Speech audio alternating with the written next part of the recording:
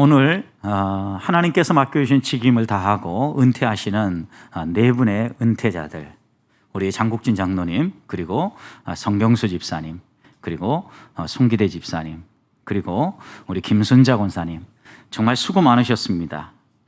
오늘 함께 읽은 말씀은 이스라엘이 정말 어려운 시기, 깜깜한 암흑과 같은 시기에 하나님의 말씀의 빛을 밝히고 어둠 가운데 있는 이스라엘 백성을 바른 길로 인도했던 사무엘 선지자의 마지막 은퇴 고별 설교입니다. 사무엘 선지자는 자신이 나이 들어서 노년에 이르렀다는 사실을 알고 이제는 자신의 역할을 내려놓고 떠나야 될 때임을 알았습니다. 그리고 대신 이스라엘 백성들을 하나님께서 다스려 가기 위해서 왕을 세우시고 이스라엘의 왕이 되신 하나님께서 이 땅에 인간의 왕을 세워서 대신 다스리심을 믿고 사무엘은 조용히 자신의 모든 것들을 내려놓죠. 어떻게 생각해 보면 사무엘은 은퇴하고 조용히 사라지고 떠난 게 아니라 자신이 했던 역할을 이제는 그 뒤이어 달리게 하는 사울 왕을, 그리고 또 이어서 이스라엘을 다스려갈 왕들에게 자신의 역할의 바톤을 넘겨주고 조용히 이제는 은퇴를 하게 되는데, 그 은퇴할 때 사무엘이 고백했던 단어 가운데 하나가 오늘 2절 말씀 보시면 자신이 나이가 들어서 늙었고 또 머리도 휘어졌다라는 표현을 합니다. 어떻게 생각해 보면 나는 늙었다라는 표현은 우리 개개인들의 생각을 해보면 익숙하지는 않은 것 같습니다. 왜냐하면 항상 나이 들었다라고 생각하는데도 청춘처럼 느껴질 때가 많이 있지 않습니까? 항상 내게 가장 행복했던 시기를 생각하며 30대를 떠올리기도 하고 한참 열심히 일하고 살았던 40대를 떠올리기도 하고, 또 어떤 사람들은 50대가 내 인생에 정말 황금기였다라고 생각하면 50대를 떠올리면서 그때를 추억하며 살기도 합니다. 그러나 아무리 우리가 젊게 느끼고 나는 실제로 젊었다라고 이야기한다 할지라도 흘러가는 세월은 붙잡을 수가 없고 들어가는 나이는 막을 수가 없다고 합니다. 그래서 지혜자 솔로몬은 전도서 3장 1절에서 범사에 기한이 있다. 기한이 있다라는 것은 시작이 있고 끝이 있다라는 겁니다. 유한한 인간이라는 이야기지요. 그래서 모든 것이 정해져 있는데 어떤 사람들은 지금 열심히 일해야 될 때지만 어떤 사람들은 지금 모든 것을 내려놓고 조용히 물러날 때도 있다라는 것을 말하는 겁니다. 나이가 들면 여러 가지 변화들이 일어나지요. 그런데 그 나이가 들 때 여러분, 우리 안에 일어나는 변화 가운데 하나는 걸음도 느려지고 말하는 것도 느려지고 그리고 판단하는 것도 느려지지요. 그런데 느려지는 것이 꼭 나쁜 것만은 아니죠. 때로 느리게 가지만 많은 이제까지 살아왔던 삶의 지혜와 하나님의 말씀을 따라 순종한 믿음의 경험들을 가지고 바른 결정을 하고 심사숙고하여 결정함으로 시행착오를 최소화하고 또 하나님의 손에 더 깊이 쓰임받는 삶을 살기도 합니다. 저는 그래서 오늘 은퇴하시는 분들이 사무엘과 같이 나이가 들어간다 할지라도 담담하게, 그리고 또 하나님이 부르시는 그날까지 하나님의 손에 쓰임받는 귀한 은퇴자들이 되시기를 축복합니다.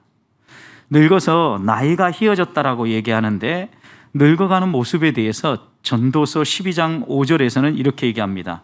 또 그런 자들은, 여기에 그런 자들은 나이가 들어가는 자들을 묘사하는 겁니다. 높은 것을 두려워할 것이며 길에서는 놀랄 것이며 살구나무가 꽃이 필 것이며 메뚜기도 짐이 될 것이며 정욕이 그치리니 이는 사람이 자기의 영원한 집으로 돌아가고 종문객들이 거리로 왕래하게 됩니다.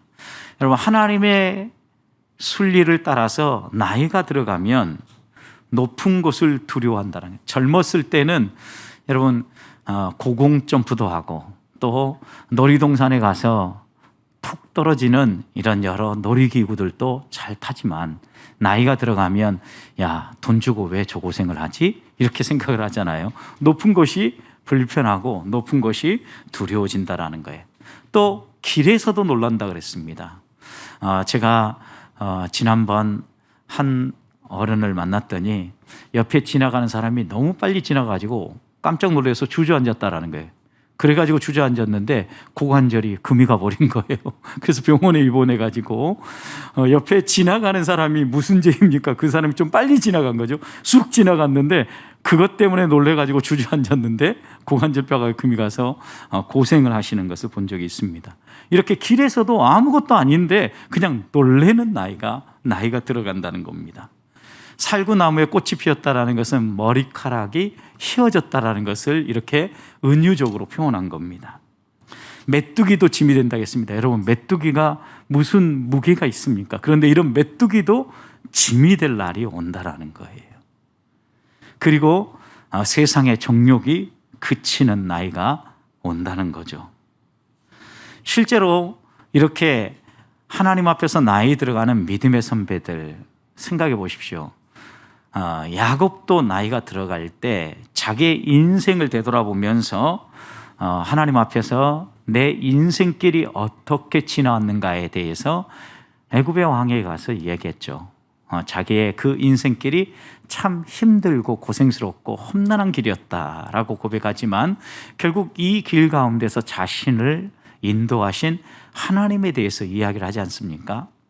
우리의 인생길이 지나오는 동안 우여곡절도 있고 또 좋은 날이 있으면 힘들고 어려웠던 날들도 지나면서 여기까지 오는 거죠.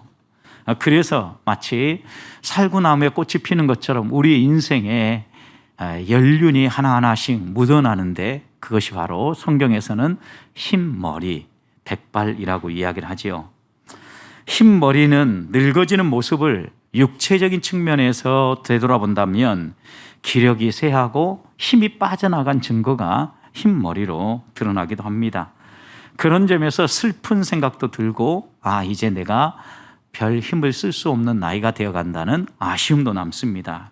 그러나 백발은 영적인 면에서 본다면 잠언 16장 31절에 영화의 면류관이라고 이야기했을 뿐만 아니라 잠언 20장 29절에서는 아름다운 것이 백발이다 이렇게 얘기했습니다.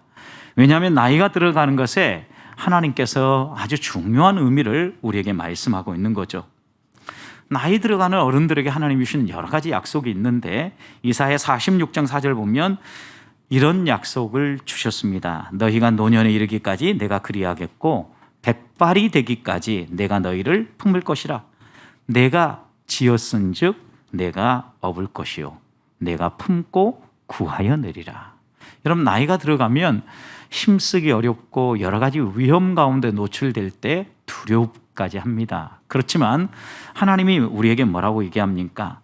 백발이 되기까지 내가 너희를 책임져 주겠다라고 분명히 약속하시죠. 이유가 무엇입니까? 내가 너희를 지었기 때문이다. 나는 너희들의 아버지다. 너희의 창조주다. 그러니 너희를 끝까지 내가 품고 책임져 주겠다. 분명하게 약속해 주시죠. 그러니 우리에게 백발이 꼭 슬프고 마음 아프게 하는 것만 아닙니다. 이 백발이 오히려 영적인 관점에서 본다면 하나님께서 우리에게 주신 영화의 면류관일 뿐만 아니라 이제까지 나를 지키시고 보호하신 하나님의 손길이 하나의 상징처럼 또 이 머리카락이 휘어지는 것처럼 하나님이 나를 돌보고 인도해 주신 은혜들을 되돌아보게 하는 거죠. 그래서 시편 71편 18절 말씀을 보면 하나님 앞에 시인 다윗은 이렇게 고백하지요. 내가 늙어 백발이 될 때에도 나를 버리지 마시옵소서. 그리고 난 다음에 이어서 이렇게 고백을 합니다. 하나님, 내가 백발이 되어도 끝까지 붙잡아 주십시오. 이유가 나오는데 내가 주의 힘을 후대에 전하고 주의 능력을 장래 모든 사람에게 전하기까지 나를 버리지 마시옵소서. 하나님, 나를 붙잡아 주셔서 이 백발에 묻어나는 하나님의 손길, 이 연륜을 내 후대에게, 오고 가는 세대에게 두고두고 증언하고 선포할 수 있도록 하나님 끝까지 나를 붙잡아 주십시오 라고 기도하고 하는 다윗입니다. 사랑하는 성도 여러분, 그리고 또 오늘 은퇴하는 은퇴자 여러분, 하나님이 우리에게 백발을 주시고 은퇴할 때가 되어서 조용히 우리가 일하는 것들을 내려놓지만 끝이 아니라 우리는 하나님이 부르시는 그날까지 내게 주신 은혜, 곧 나와 동행하시고 나를 통하여서 깨우치신 믿음의 도리들을 오는 여러 세대 가운데 후배들에게 주님 부르시는 그날까지 증언하며 살 수 있도록 도와주십시오 라고 기도하면서 은퇴 이후가 더 하나님 안에서 빛날 수 있기를 소망합니다.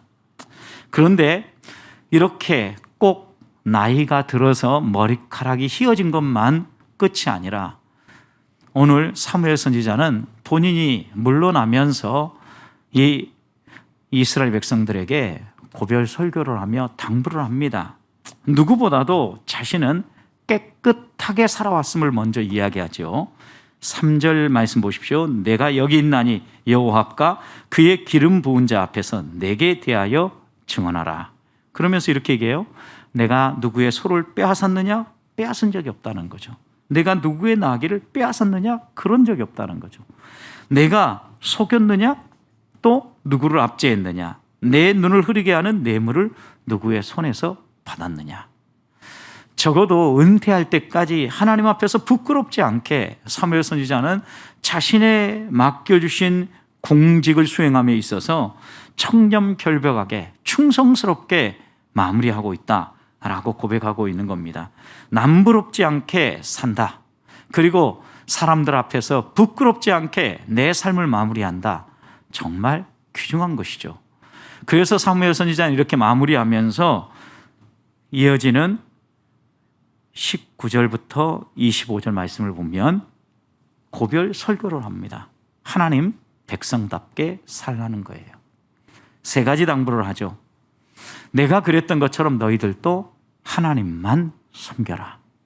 저는 은퇴하는 오늘 은퇴자들의 모습이 우리의 믿음의 본이라고 한다면 역시 계속해서 이어달리게 하는 후배들에게 내가 하나님을 정말 본이 되게 섬긴 것처럼 여러분들도 그렇게 섬기십시오라고 사무엘 선지자처럼 당부하리라고 믿습니다.